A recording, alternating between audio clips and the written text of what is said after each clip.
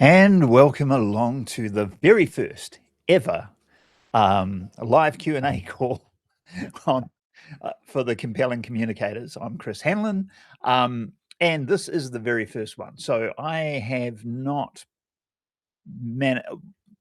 I have decided to make this very low key. So I haven't made a big deal of getting anybody in here for this.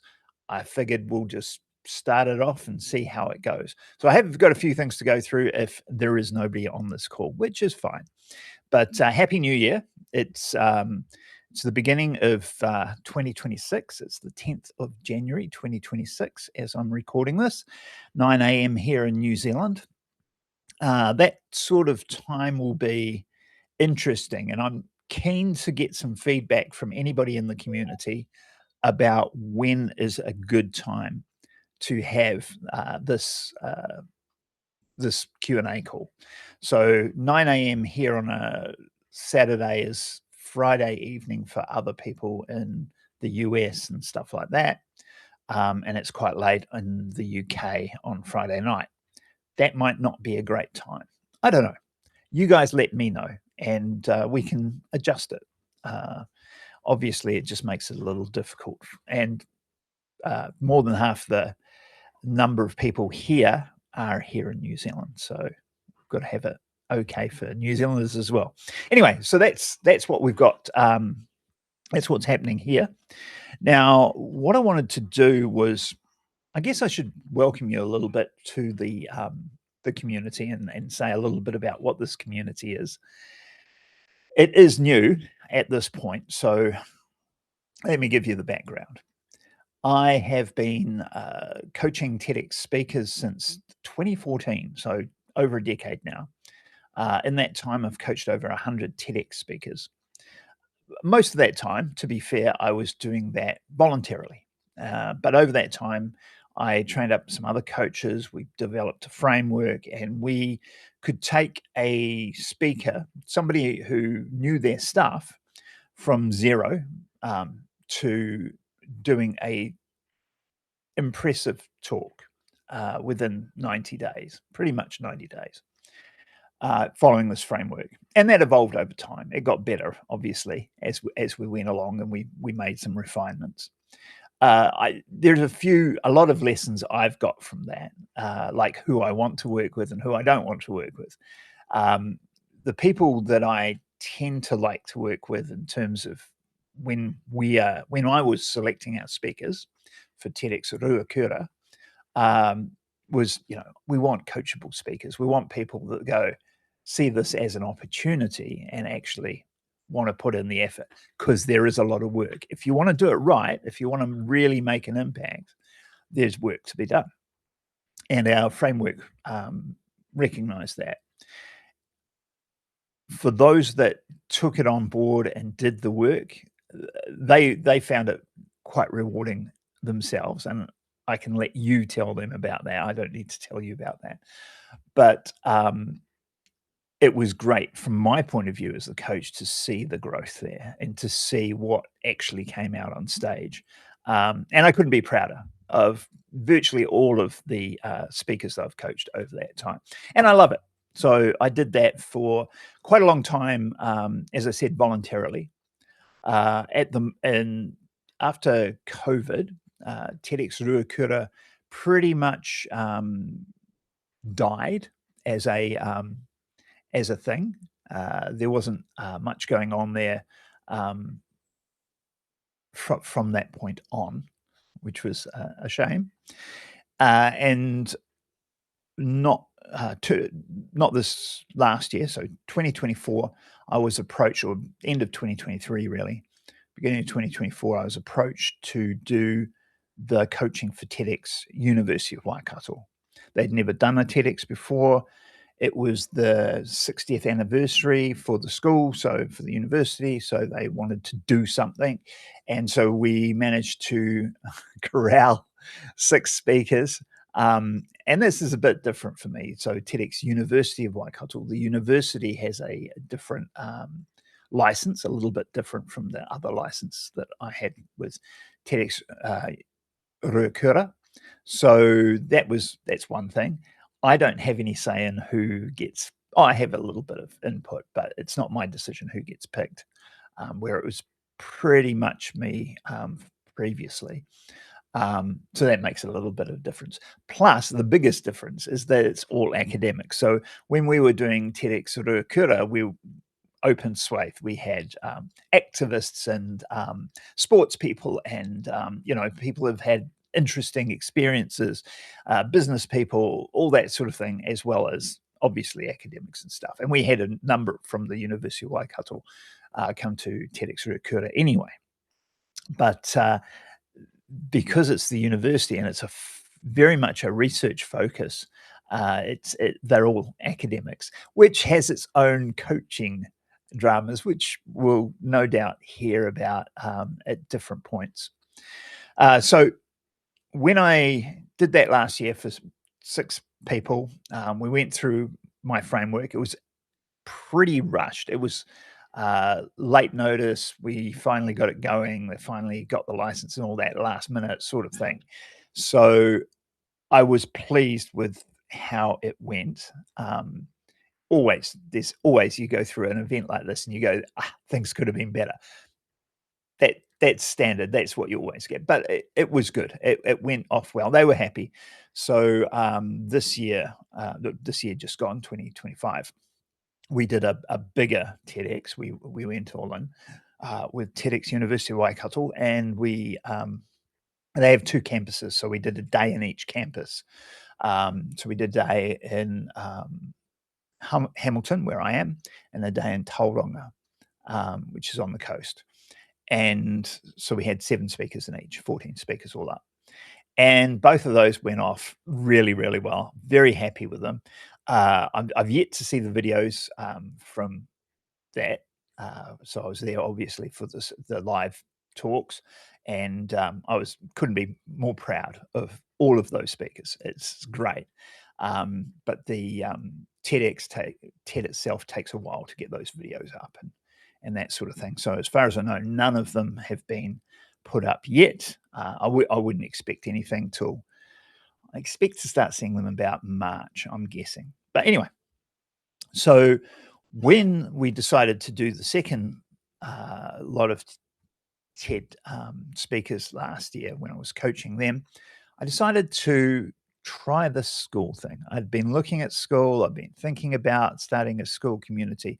So I thought I'd do a soft launch and basically just invited those TEDx speakers. And so I set up a classroom for them. I pretty much made the training as we were going along. So I would do the trainings, set them up. They would do the online training portion of it, and then we would have our ongoing things.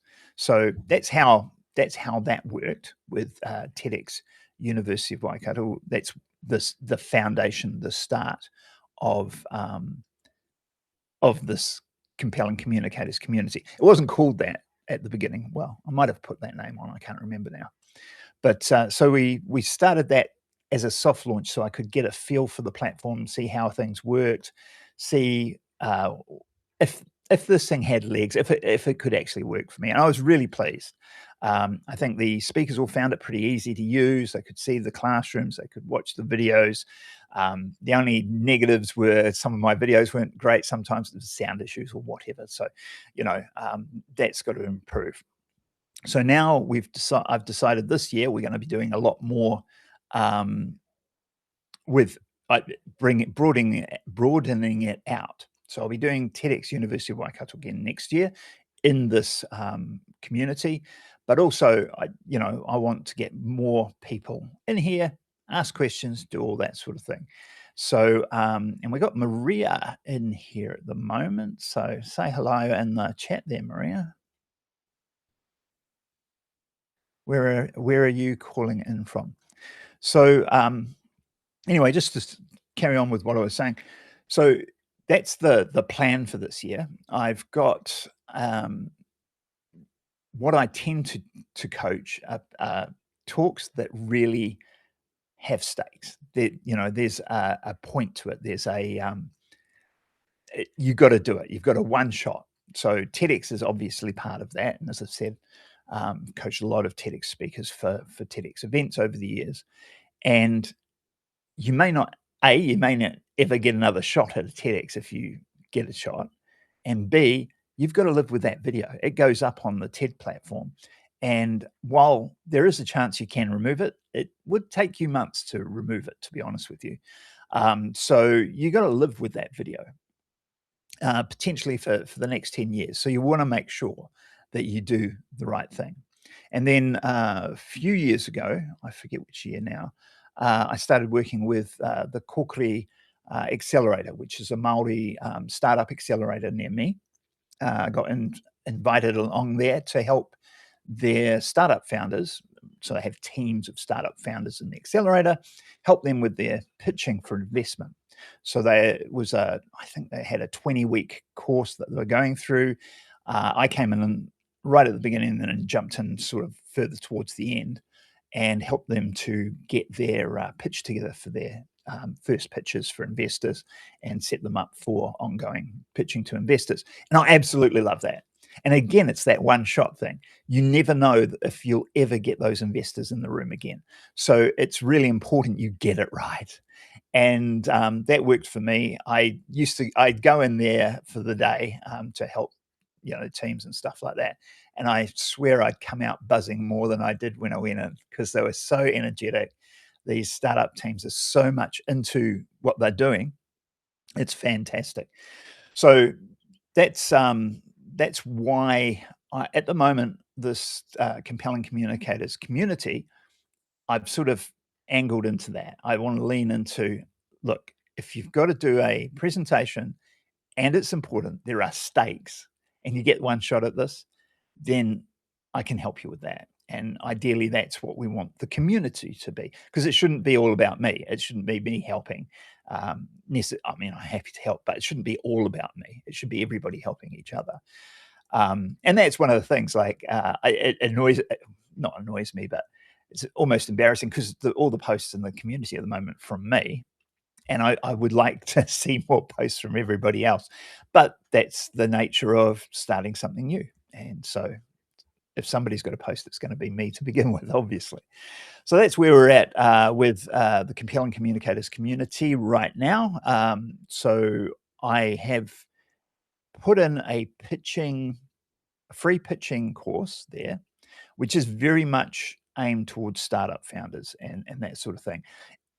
My perfectionism is saying I shouldn't have put that up, because I'm not happy. The content's good, but it was made a couple of years ago. I didn't have the best of studio equipment, whatever. I know I could do better now, but it's up there. The content, as I said, is good. So that's there.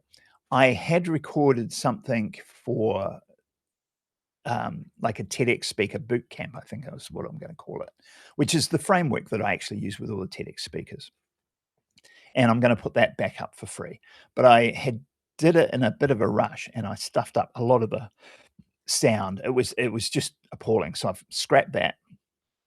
I'm re-recording it, and that will be put up soon. I may end up having to drip feed the lessons as I'm recording them, rather than put them all up there at once. So that's still coming up, and that's something I've got to work on.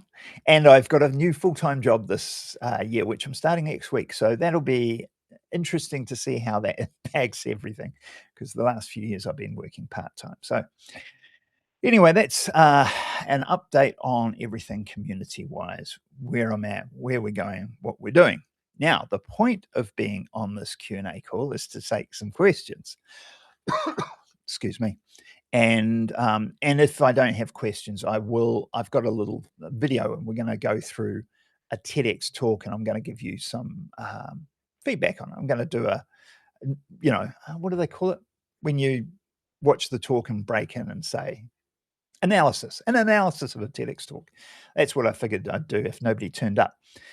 But we do have, that's the one, analysis. Thanks, Maria.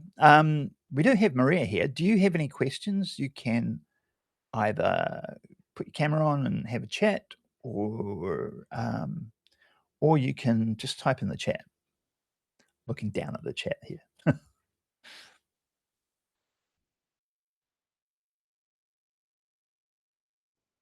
While Maria's deciding, oh, can't start the camera. Shouldn't be. Allow video. Allow audio.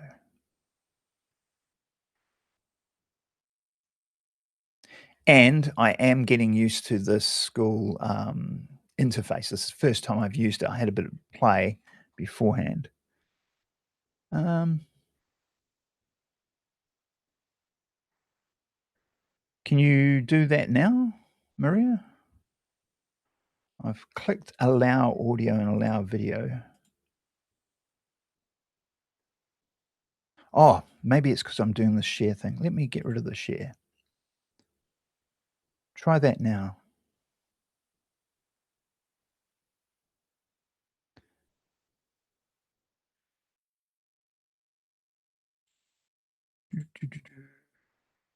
Allow audio. Allow video. Nope. I don't know how to fix that. Yeah. Okay, so Maria's going to jump off and jump back in and see if that'll work. These are the things that happen when you're live.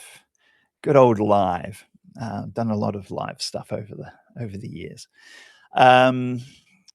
Well, what are we going to say? While we're waiting, oh, here we go. Here's Maria again. And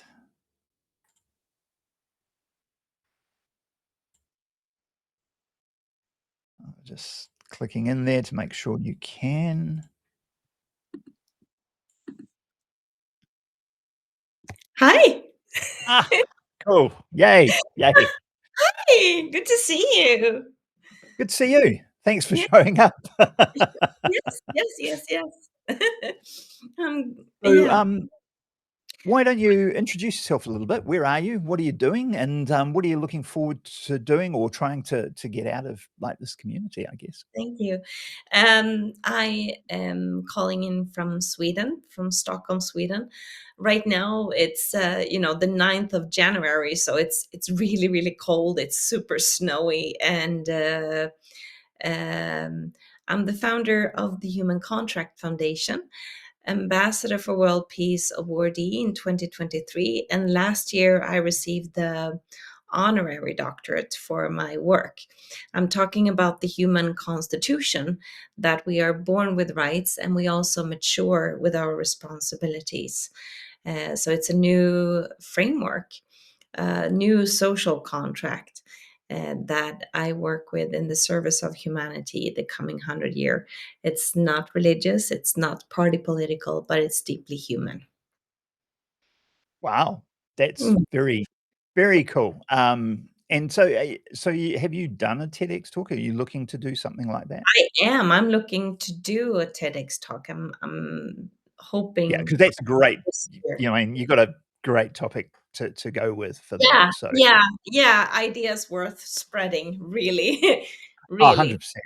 Yes. Yeah, and that's the platform that you wanna be on. So, Yeah. a lot of businesses talk to me about, "Oh, we'll do a TEDx talk," and it's not right for them. Like, a No.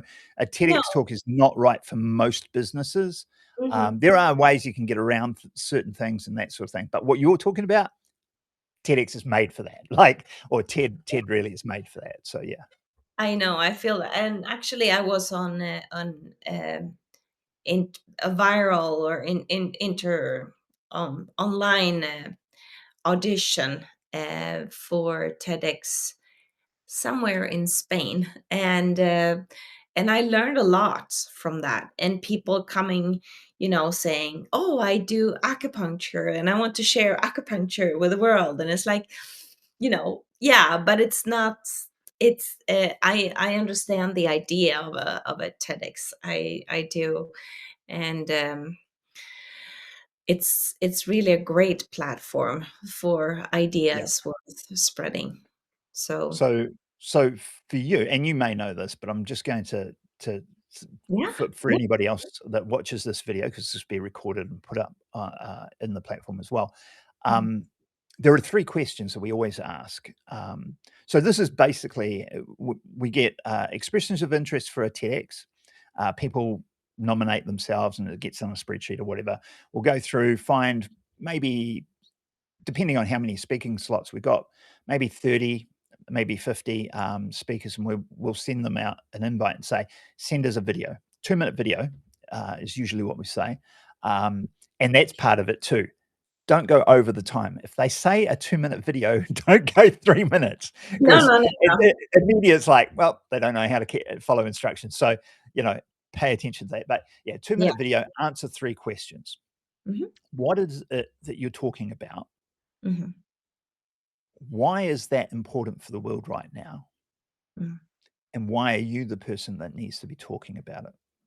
mm, And regardless of the format of any TEDx um, interview process, because they're all different, they're all run independently, they will all be different.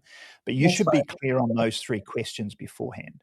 Yeah, And you should be able to throw that into any pitch that you're doing. This is the reason I'm speaking. You know, yeah, this is the topic, and get it as clear as it can be. I'm not saying that yours wasn't. I'm just saying get as clear as it can be. And then mhm, why is this important now? And the focus is on now mm, is quite important.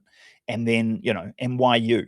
Why not somebody? Why not my neighbor? Why is he saying this? So that's really important. Cool. mm. So how did that go with the Spanish, uh, audition? No, and that's another thing with TEDx, because like they gave me feedback. So you have presence, you're really good, you have a great topic, but it's not the format because every TEDx, like you said, is independent, and it's a topic, for each. Yeah, they have Of a theme for the event usually. Right, Yeah. right. So it wasn't fitting for that event, and that's why. Um, And but it and was it's a good experience. yeah, and that's important for people to realize too.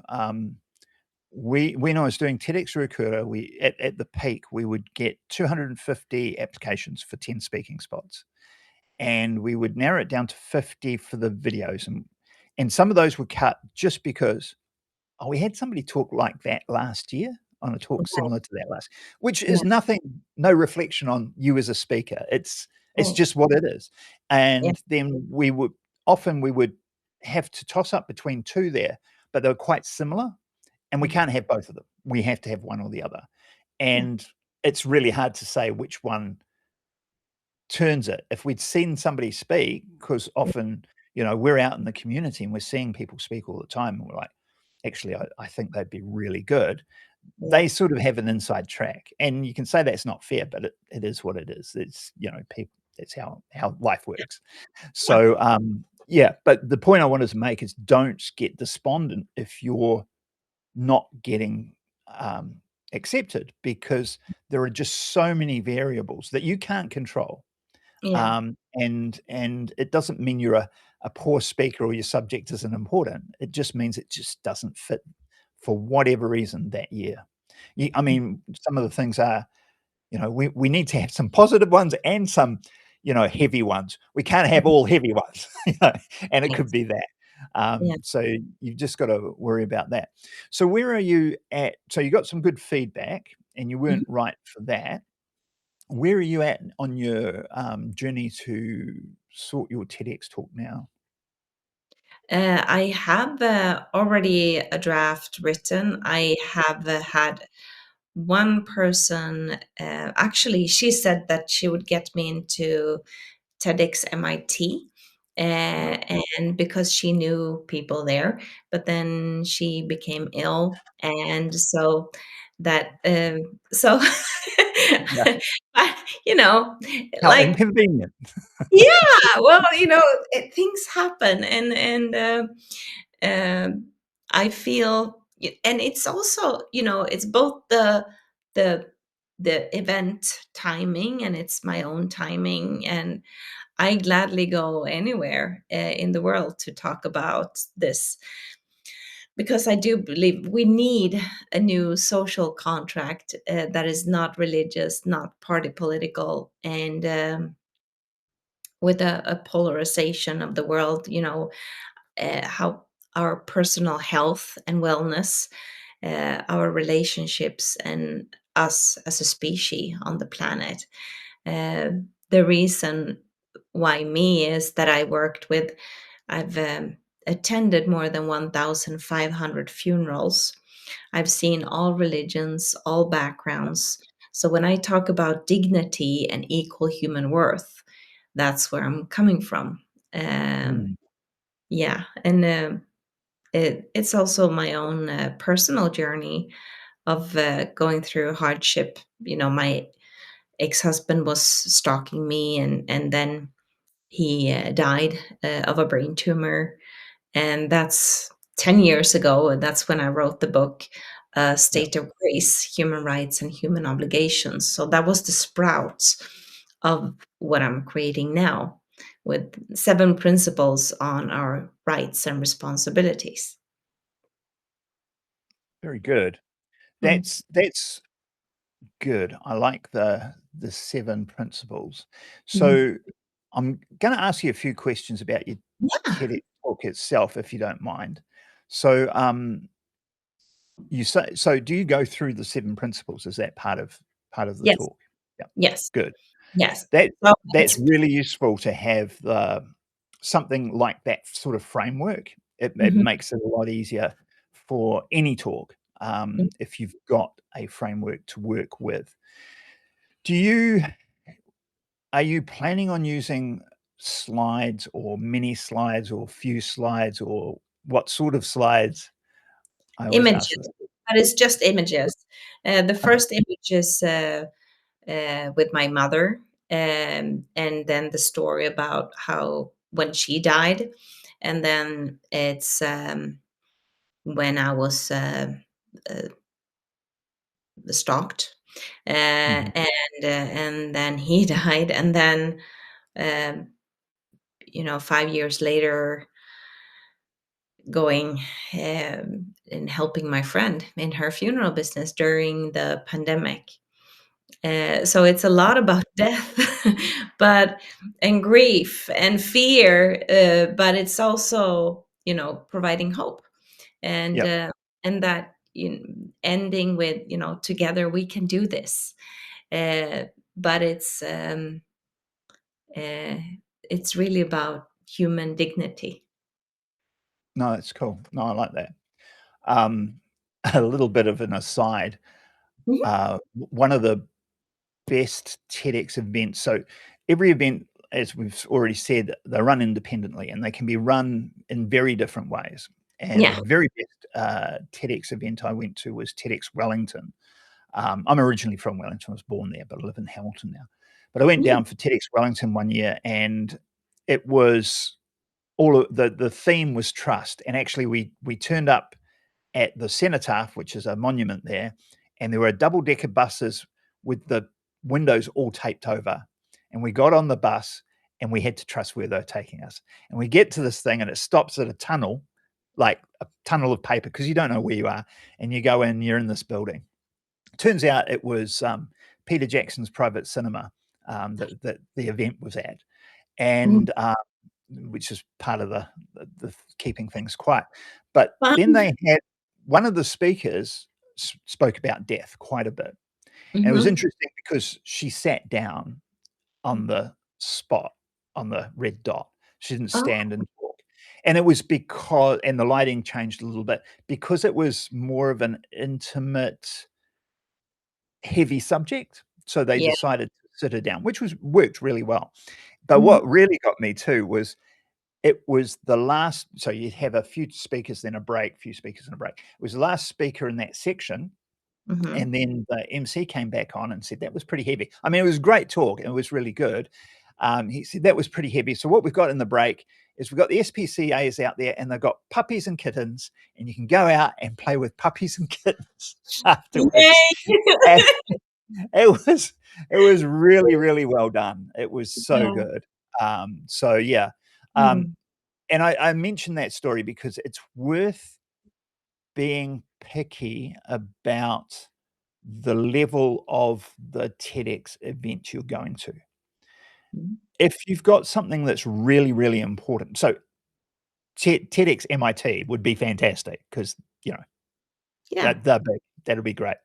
Yeah. And there's a lot of really, really good ones. There are a number of not so good ones, obviously. So you just got to be a little bit aware and see. Ideally, go to one of the previous ones if you like live, to Mm, see what it's like live. And TEDx is quite different too because you've got the two audiences effectively. You've got that audience in front of you in the room that you're feeding off as well, mm, but you've got those cameras and you've got a global audience. mm, And your topic is very global, obviously, it's human. So you'll be able to speak to that global audience. But it's very important to keep that in mind as you're going through both the crafting and how mm, you're going to deliver it. Um, to give you a quick example, one of the things later on in the process that we look at is what I call speed bumps. I call them speed bumps. So a speed bump is where you as the audience are sitting in there, you're listening to the speaker, and then they say something you don't quite understand. There's a speed bump. And mm. the audience goes, "Oh, what's that mean? What?" So Yeah. it's an acronym. What does that mean? I don't know what that means.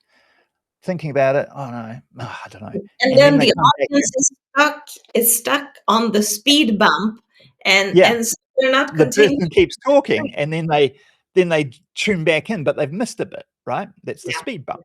Yeah. And so you can get away with one or two of those through a talk, but if you have too many, it Mm, becomes very distracting. And it mhm, can be very little things. So we had a speaker a few years back, Linda. She was speaking on sort of an HR topic, and she said, after Pike River, everything changed. This was in the rehearsals. And it was like, okay, that's a speed bump. Everybody in that room in New mhm. Zealand and everybody in the room when they do the event will know exactly what you mean. But anybody watching on camera have no idea what Pike River is. Yeah. So all it was one change. It was after that, it was after the Pike River mining disaster, Up. everything changed. Ah! Then it doesn't matter if they've heard of it, they know it's a mining disaster, and Yeah. everybody go, "Oh, okay." It smooths out that speed bump. So Yeah. things like that are very important to think about, okay, on the global audience, Mhm. there are little idioms and little language things that we all take for granted that we think everybody knows, but no, Yeah. only a New Zealander or somebody in Sweden knows those things. So you've Yeah. got to really think about those and go, okay, how do I make that more accessible to everyone? If I'm going to still use it, it Yeah. made sense for her to still talk about Pike River, but she just had to give it context and say it's a mining disaster. Mhm. Yeah. Anyway, that was just a little thing about speed bumps, and it's worth noting. Very Yeah, good. I'd be really interested to see how your talk is structured, and I gladly share it with you. yeah, yeah. Well, I mean, I'm here, but I can send it to you. oh, absolutely. Mhm. I'd be pleased if you could do that. Cool. Just message me in the platform, and I'll give you my email address or whatever. Yeah. Um, but I will get this TEDx. I think I'm calling it TEDx Speaker Bootcamp. I haven't worked at the name of this course. It'll be a free thing, but it's basically all the stuff that I go through, the whole framework I go through with all our speakers. Just obviously not the one-on-one coaching, but you can go through it, and it goes through a lot of these concepts like the speed bump and how we memorize things and how you know how the whole thing's structured. Structure is a big thing for me. That's what Yeah. I do a lot of, and a Mm. lot of academics structure in a very linear way because they're used to lecturing.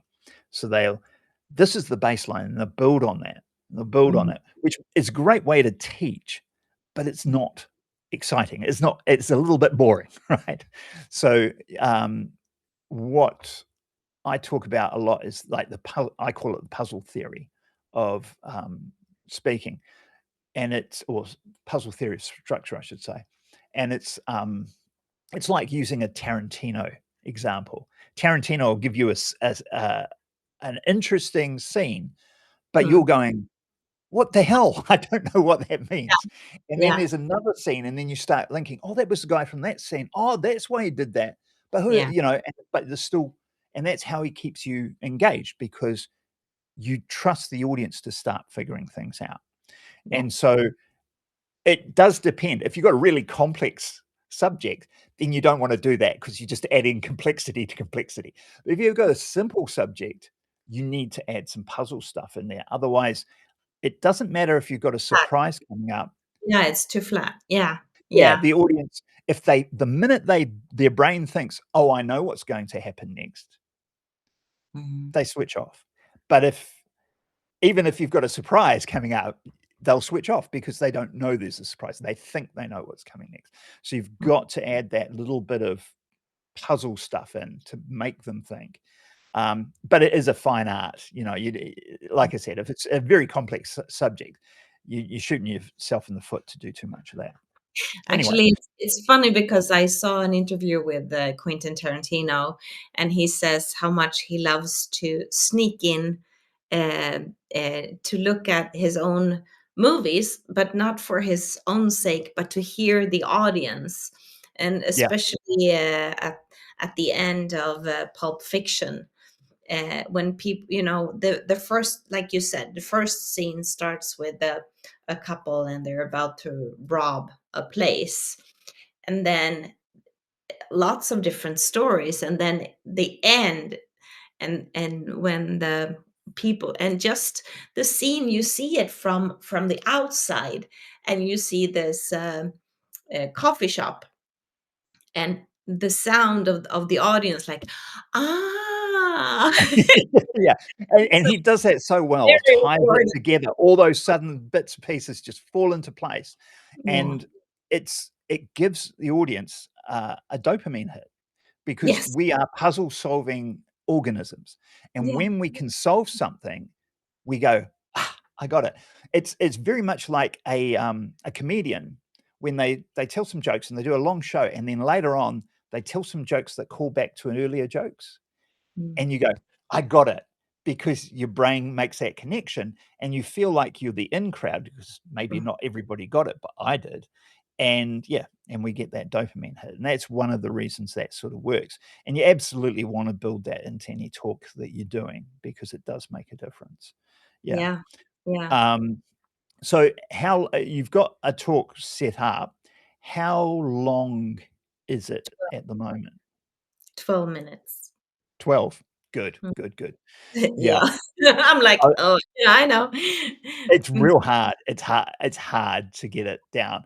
And I especially because the storyline that I have is first, my mother's death, and then the divorce with my ex-husband, and then all the casketings, and through all of this is about dignity, and then uh, the human constitution, and these seven principles, and tying it together with how, coming together as a species. So yeah, in 12 minutes. I love that. That's great, because I always say, Yeah. try to aim under 15, or aim at 15 or less. So Mhm. yeah, that's good, because yeah, we've had people go, "Oh, but it says 18 on the box," and like, you don't wanna aim for 18. No. 15's like the Yeah. limit, because on the day you might be a little bit over or under or whatever, and you don't want to, because one of the things, and we've seen this before, is that if it's over their limit, it just Mm. gets chopped and edited, and you don't get a say of what gets edited. It gets edited. Exactly. And what you said earlier, that it's out there. It's so, Yeah. however you're doing, this is it. Yeah, and that's another reason you really wanna check who your what TEDx event you're on. I To be honest with you, some of our our focus was on the live event, and some of our video abilities in some of the, particularly the earlier TEDx Ruakura events we did, weren't that great. The videos, a little bit of shaky, a little bit of not quite cropping right and stuff like that. Whereas with TEDx University of Waikato that I'm doing now, and again, I'm just the coach, but they've got professional camera people doing everything. We couldn't afford professional camera people with the other event.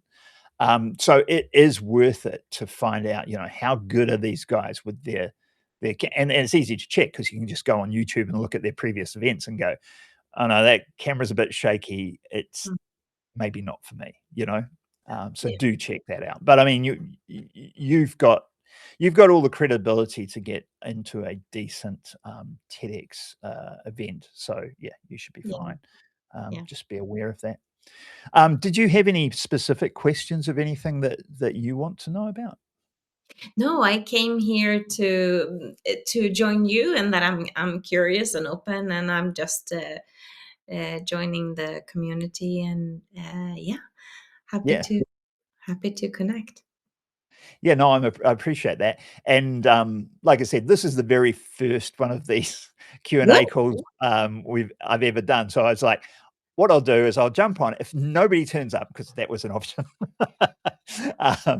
I will do a bit of an analysis of a very short TEDx video. It's like 7 minutes. I've got it over there, 7 minutes, I think. But yeah, I can go into that. But if you've got any other questions, No, but I'm really curious. Let's do that. Okay, all right. Because we still have some time, right? Yeah. Yeah. Okay. Well, I'll do this little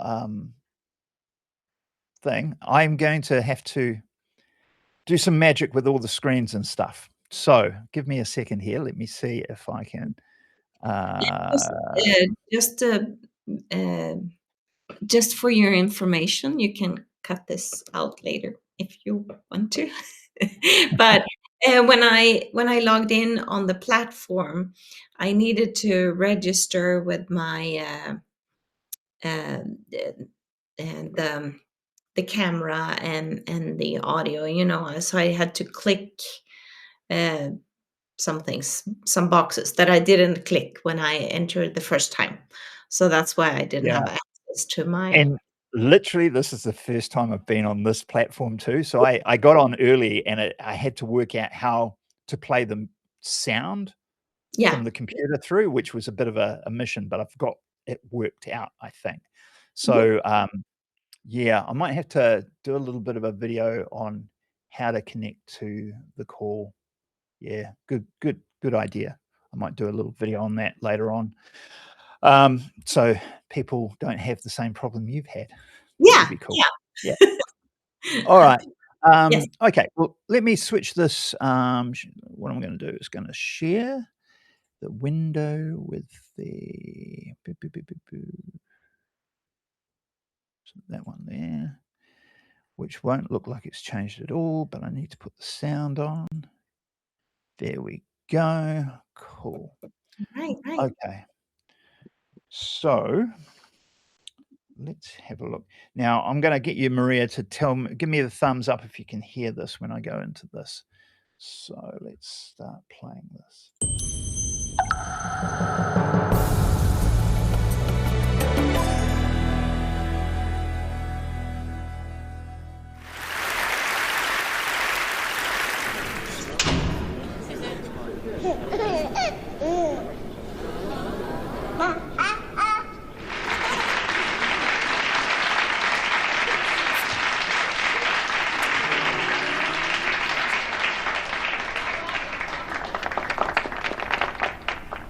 What if I was to tell you that a game of peekaboo could change the world? Sounds impossible, right? Well, I'm here today to prove it's not. Hi, I'm Molly, and I'm 7, and this is my little friend Ari. Okay, so I just want to give a bit of a setup for this. So in 2021, this was the biggest TEDx video on views for the year. It was about 10 million, I think, on TED itself, but it had over 50 million views on social media. So what I wanted to start off with in terms of analysis is, first of all, this is a little bit more performative.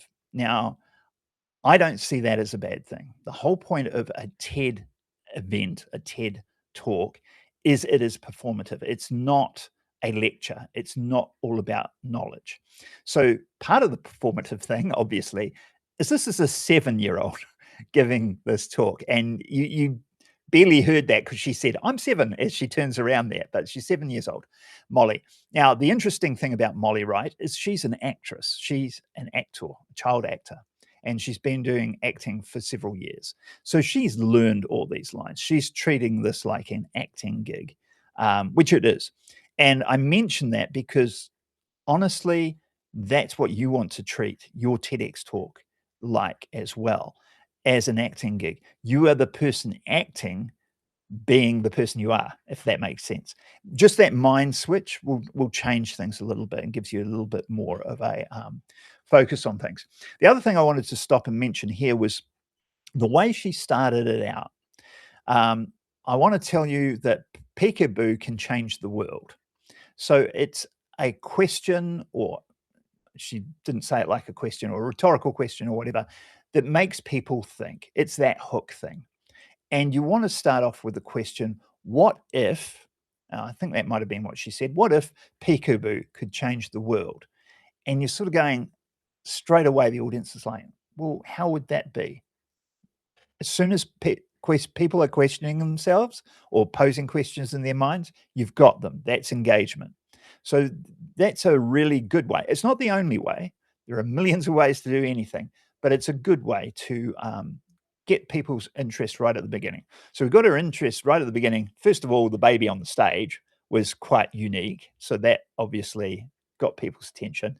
Then a 7-year-old comes out, that gets their attention. Then she makes this claim with peekaboo. But we will carry on from there. And I'm going to turn this mic off so it doesn't echo. Say hi, Ari. Hi. Oh, and this is my neighbour, Amajot. He has to take Ari away now to get ready for our experiment. But don't worry, they'll be back. My talk today is about some powerful things you grown-ups can do that shape us as children and the adults we become. How do I know? Because my parents and people around me did them, early and often. I know not all kids are as lucky. Okay, so the important thing to note here is she's framed the talk. This is what we're talking about. It's not just a spectacle. We're talking about this thing. This is what people are going to get out of this talk, right? So that's important. And the use of the slide is very specific. So I talk about this a lot with my speakers. You don't want slides up behind you all the time. You have a lot of blank slides, black slides in between, and you will click the slide on. So she knows exactly when to click. This is part of her script. She knows when I get to this point, I click the slide on, and people have something to look at. And it reinforces that, in this case, early and often. And then she'll click it off and there'll be a blank slide. As soon as the slide, because the audience is looking at you, then they'll look at the slides and then they'll look at you when the slide turns off. So if you're doing anything on stage and you're delivering that important line, that very important thing, you switch off the slides and everybody will look at you. And then you deliver that impactful line, because they'll remember you gave that impactful line. Otherwise, if it's just written up there, all they remember is writing it and they don't link it to you. So she does this very well in here. Now she's getting into a little bit of emotion. So I'll just scrub back just a little bit there. Turn my mic off. Them, early and often. I know not all kids are as lucky. Some of my friends, some kids at my school, and many around the world. And I would really like to help change that. Thanks to science scientists, we now know just how important the first 5 years are for our health and development, especially our brains. Ari started learning long before he was even born, from inside his mummy's tummy. When Ari was born, he was tiny, and he cried all the time. He was always hungry, and he pooped a lot. Now, he laughs and giggles and makes funny noises. But those are just the changes we hear and see. There's way more going on inside. So, let's talk more about our brains. The blue bag. Whoops. Okay, so I wanted to just note the way she's doing her crowd work. She's talking to all the audience all the way around. And this event is a semicircle around her, which is not usual. Often it'll be a normal flat stage. So you're usually scanning in an arc in front of you, but you actually practice this. So when you're practicing your talk, you might even be against a blank wall. Practice giving your talk and shifting at the natural pauses between different parts of what you're saying. And it will make the audience feel much more like it's much more interactive. And it's useful to do that against a blank wall, because when the lights are on you, you cannot see the audience. You might see the front row. And the problem with that is if you just keep looking at the front row, everybody else feels neglected. So you have to practice your eye shifting. And she does this really well. She also looks back at the screen a bit, which I'm not a fan of, but she's 7. So anyway, let's carry on. Is the rough size and weight of a healthy baby's brain at birth. The red one is a baby's brain after the first year. It almost doubles in volume. And by my age, it's almost 90% the volume of an adult brain. Our brains develop faster in our early years than at any other time in our lives. It can create up to 1 million neural connections every second. But we need your help. Our healthy development depends on these top 5 things. 1, connecting. 2, talking. 3, playing. 4, a healthy home. 5, community. All of this helps our brains and us reach our full potential. So what's something you can do that can really make a difference? Scientists call it serve and return. Okay, so this is really important, I think. So she's gone through a 5 steps, 5 things that people can do that's really important. And that's a framework. And in different TEDx talks, you can do that framework one at a time, or just do the 5 out like that. If it makes sense, keep it simple like that. The important thing here is she's saying, what can you do? And this is something I see lacking in a lot of TEDx talks. There should always be a call to action for the audience.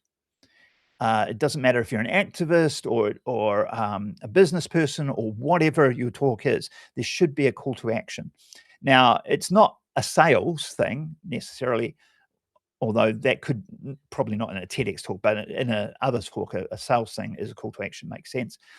But if I tell you about how climate change is destroying the planet, for argument's sake, and I don't give you, the audience, something you can do, you're going to walk around disempowered.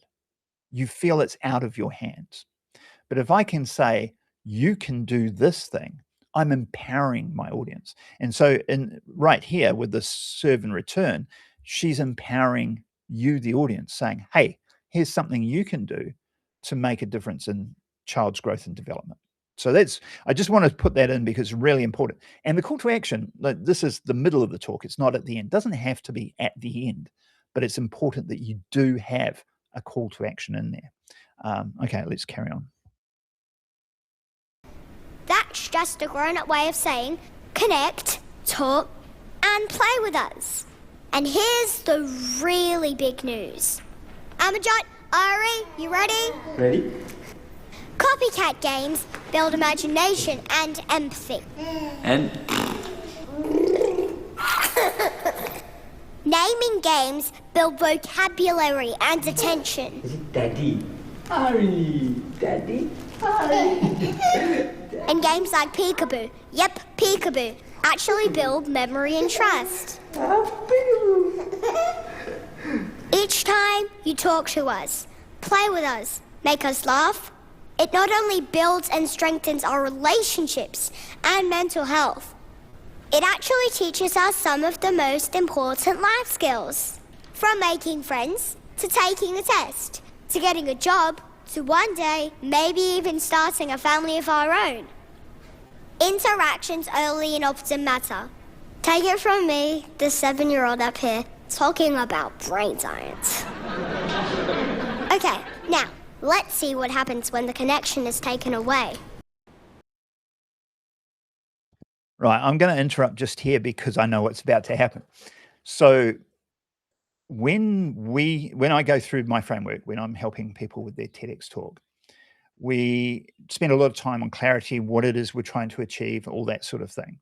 And just in case you didn't know, this talk was commissioned by Early Childhood Organisation in Australia. They set this whole thing up, and they no doubt did the script and got Molly involved in all the rest of it. So they did a very good job. They know very clear about what the message was they're trying to get across. So once you get that clarity, the next thing I do is, what is the audience logical journey? And the logical journey takes them from where they are right now to where you want them to be. And usually there's a bunch of steps or objection gates, I call them, in between that we've got to overcome. And that's all fine. This is going well. And it's sort of invisible. It makes sense. It's you don't need to think about it. But once we've got the what I call the logical audience journey, we then work on the emotional audience journey. And the emotional audience journey, if you've ever watched any movie, emotion comes from contrast. So if everything was happy all the way through, it's flat. It doesn't register, right? So you need contrast. Emotion works with contrast. So you have to go from high to low to high to low.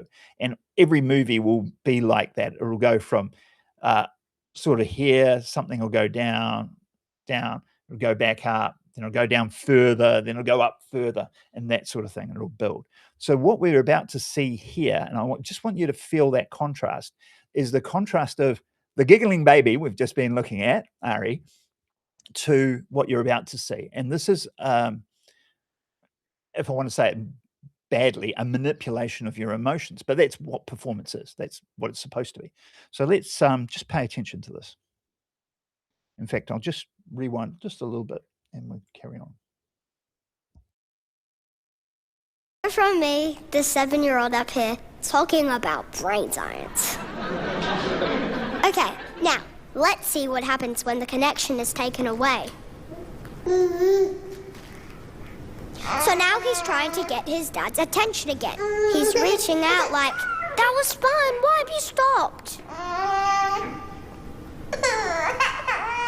I know it's important for adults to use their devices sometimes, but kids are hardwired to seek out meaningful connections. Not receiving them causes confusion and stress. Okay, Amajot, please re-engage.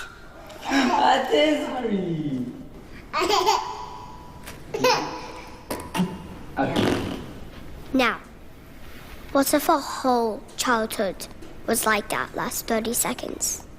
How hard it would be for a child to feel calm, to feel safe, to learn to trust anyone, and the lifelong impact that would have. That makes me feel sad. Ari only reacted the way he did and recovered so quickly because the connection between him and his dad is usually so strong. The positive relationships with the grown-ups in our lives gives kids the confidence we need to try new things, to explore, and be a kid. Okay, so I hope that made sense there. That drop in emotion there.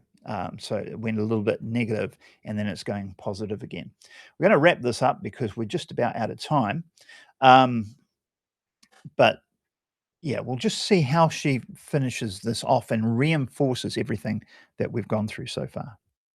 So please try and remember, the most special period for our development is the first 5 years, starting from inside Mummy's tummy.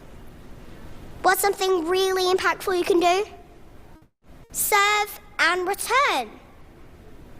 And when? Early and often. Please give it up for Amachot and Ari.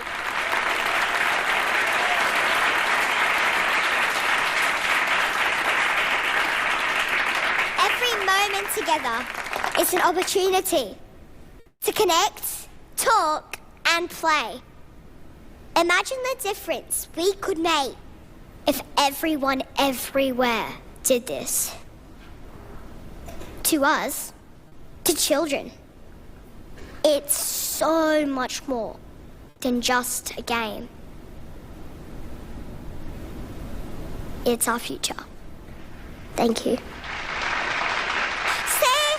Peekaboo really can change the world.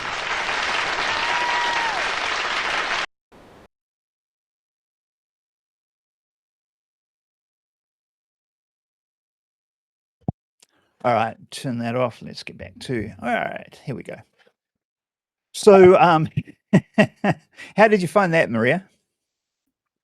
I have seen it before, and I think I was one of those 10 million people. And it's amazing. She's doing such a great job. And I Yeah, didn't think she was an actress, but that makes sense. That makes makes sense. sense. Because I And was very impressed when I saw it, and I had to look it up. timing and so wonderful, and so and prove displaying both with the structure and her just her presence, Yeah, and and the yeah, timing, like you said, was really good. So right at the end there, and beautiful. it's pause, pause, pause. Our future. sh- she just nailed that, and Yeah, that's a lot of work. There's a lot of work that went into that. yeah. So, It was so great. going forward, let me know, Maria, and anybody watching this recording, what else you would like to do in these weekly calls. Again, I've sort of mentioned at the beginning, if you want, the time is not working, let us know and we can see if we can shift it around or whatever. But I'm trying to get something that will work globally. So a lot of people in New Zealand here, Saturday morning here, it's Friday night elsewhere. We'll see how we go. So let us know if there's anything you want to do. Feel free to pop in, ask questions, all that sort of thing. That's what it's really for. And if there aren't a lot of questions, I'll probably do some sort of little analysis of a whole talk or a part of a talk like this, like I've done today. But give me feedback because it's your community and I want to see what we can do to make it work right. Okay, that's us for this call. Thanks for coming along, Maria. And I'm looking forward to seeing what you've got in your talk and seeing if I can help you at all. Cool. All right. Catch you all later.